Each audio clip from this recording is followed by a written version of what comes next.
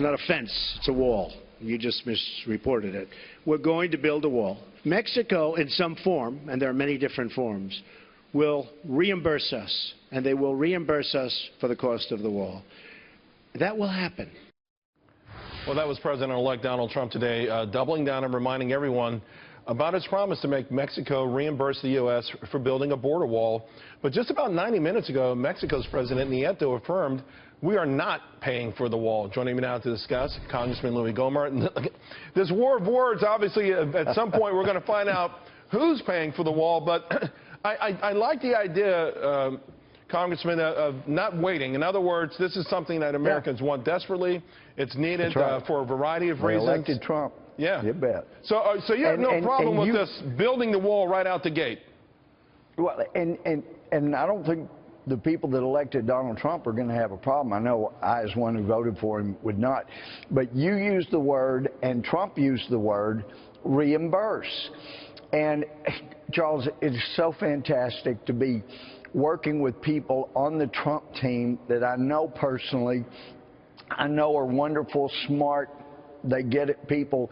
And we had made a previous request of the Obama administration, of DHS, where's the $4 billion or more that we appropriated for wall? Where is it? How much is left? What was it spent for? Where is the rest of it? And at the same time, Trump's team has been making the same or a similar request. We haven't gotten answers yet, but the word was reimburse.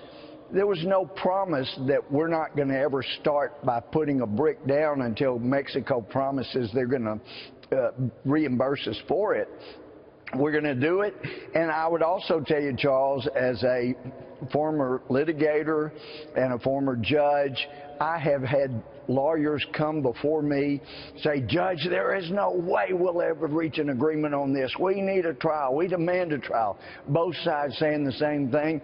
We get ready to pick the jury, and here they come. Judge, we've worked things out. Yeah, it's good to see you too. Yeah, I think this is good for our clients. This is a good thing. I've seen that over and over, and I've seen it between countries since I've been in Congress.